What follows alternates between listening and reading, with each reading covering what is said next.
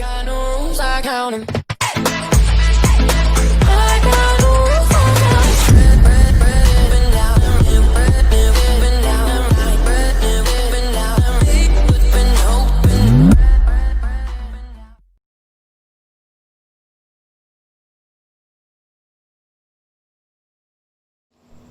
Hello बच्चों, कैसे हैं आप। फसल उत्पादन एवं प्रबंधन कक्षा 8 के पाठ 1 से आज हम पढ़ेंगे कई महत्वपूर्ण उपविषय जैसे खरपतवार से सुरक्षा, कटाई, भंडारण और जंतुओं से भोजन। तो आइए सीखते हैं। सर्वप्रथम खरपतवार से सुरक्षा। बच्चों, कई प्रश्न आपके मन में आते होंगे, जैसे खरपतवार किसे कहते हैं, इसे क्यों हटाया जाता है और इसे हटाने के तरीके क्या होते हैं। तो एक एक करके इनके बारे में जानते हैं। सबसे पहले खरपतवार किसे कहते हैं। आपने देखा है खेत में कई बार अवांछित पौधे प्राकृतिक रूप से हमारी मुख्य फसल के साथ उग जाते हैं और इन अवांछित पौधों को हम खरपतवार कहते हैं।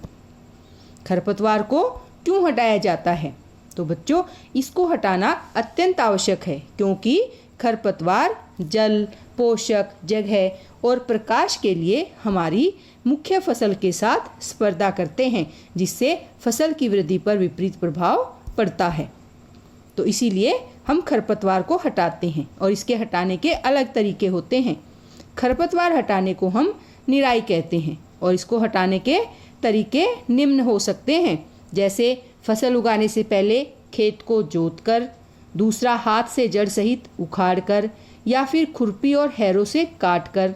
कई बार हम रसायनों के उपयोग से भी खरपतवार को हटा सकते हैं, जैसे 2,4-D। यह एक रसायन है जिसके छिड़काव से हम खरपतवार को हटा सकते हैं, जैसे चित्र में किसान कर रहा है।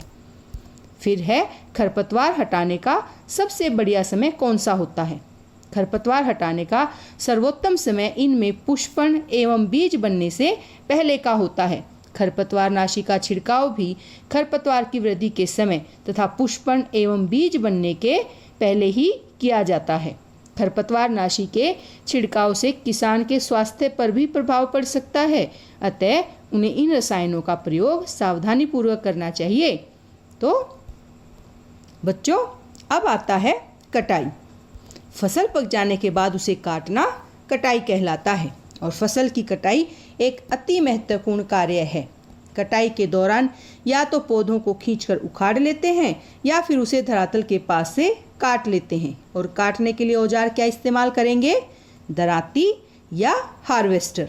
जैसे चित्र में आपको दराती दिखाई दे रही है।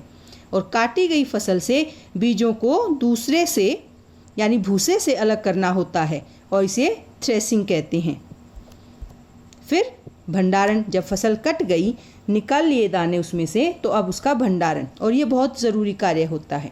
फसल को किन से सुरक्षा की आवश्यकता होती है, जैसे नमी से, कीट से, चूहों से, सूक्ष्म जीवों से आदि।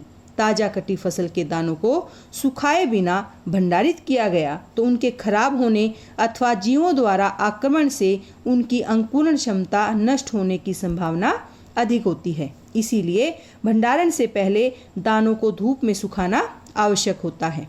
फसल उत्पाद का भंडारण जूट के बोरों, धातु के बड़े पात्र में करते हैं, जैसे आप चित्र में भी देख सकते हैं।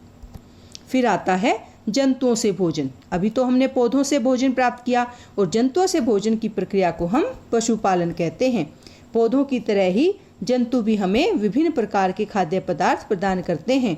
बच्चों, समुद्र के किनारे रहने वाले लोग मछली का मुख्य आहार भोजन के रूप में उपयोग करते हैं और फसल की तरह ही पालतू पशुओं को भी उचित भोजन, आवास एवं देखभाल की आवश्यकता होती है। और जब ये सब कार्य बड़े पैमाने पर किया जाता है तो इसे पशुपालन कहते हैं।